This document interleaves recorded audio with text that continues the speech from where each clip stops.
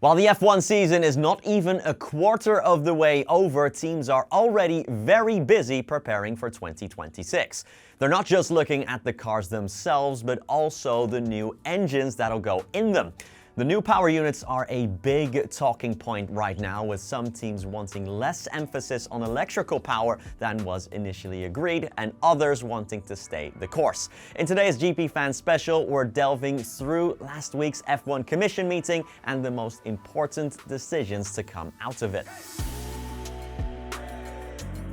Every so many years in Formula One, the regulations undergo a massive change. The FIA make up the rules mainly with safety in mind. Risky driving conditions and unsafe cars like we saw back in the 70s and 80s are a thing of the past, although we're still talking about high-speed racing, of course, so it will always be dangerous. Since the late 2000s, cost-cutting has also become a big thing in the wake of the 2008 recession. The iconic V10 was scrapped back in 2006, and in 2014, the turbo hybrid era started. Next year, F1 will go even more electric, which is why manufacturers like Honda and Audi are coming to the sport. Next season, the battery that forms part of the power unit will produce almost 3 times as much electrical power as they do in current engines. From 120 kilowatts now, it'll go up to 350 kilowatts. The power from the combustion engine will be scaled back, but overall, the power units will become more powerful as these are the most efficient hybrid engines on Earth. The battery will be fed by the energy that drivers will win back, for instance in the form of kinetic energy while braking for a corner. The expectation is that F1 cars will win back around 8.5 megajoules per lap by braking. The new regs have made F1 more attractive for new parties to enter. Audi and General Motors are the headliners, while Honda, who are going to bow out, have decided to continue. Ferrari and Mercedes will produce power units too. The only brand who will stop making engines is Renault. While the engine manufacturers all agreed to the new regulations, problems were quickly found when putting the power units on the dyno. In 2026, the MGU-H will be scrapped, the part that converts heat into electrical energy.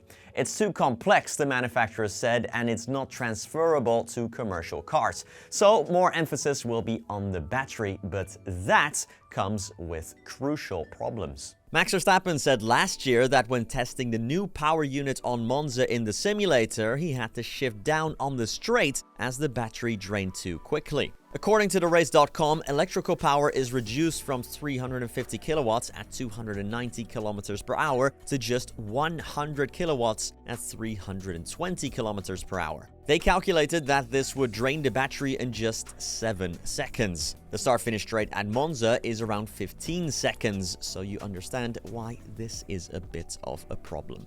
One of the solutions is to dial back the battery's power from 350 to 200 kilowatts. That would mean the ratio between electrical power and the combustion engine would no longer be 50-50, but rather 64% combustion engine and 36% electric. For comparison, the current ratio is 82% ICE. This proposal would still mean all 350 kilowatts could be used in qualifying, as it's only one flying lap. But it's not just about performance, there are politics at play too here. Red Bull have indicated they like the idea of scaling back electrical power, which is of course understandable, given they'll have their own power unit next year for the very first time. By all accounts, Ferrari are siding with Red Bull. Mercedes, on the other hand, firmly oppose the idea, Toto Wolff even calling the proposal a, quote, joke. Audi and Honda are on their side. Game of Thrones, anyone? Last Thursday in Bahrain, the FIA briefed the F1 Commission behind closed doors, having spoken to teams, the FOM, and power unit manufacturers. What exactly has been discussed remains a secret, but Motorsport.com report that the electrical power will remain at 350 kW. An absolute majority was needed for this to change, and according to the report, only Red Bull and Ferrari voted in favor of scaling back the power. Formula Rapida reports that no definitive decision has been made about the matter, though. So, do you think the FIA should change the ratio between the combustion engine and electrical power, or should we stay the course and let the engine manufacturers figure it out? Leave your thoughts down below in the comments, but that brings us to the end of this week's GPFans Special. If you liked it, please hit the thumbs up button down below and hit that subscribe button as well if you're new here. But either way, thanks so much for watching, and peace.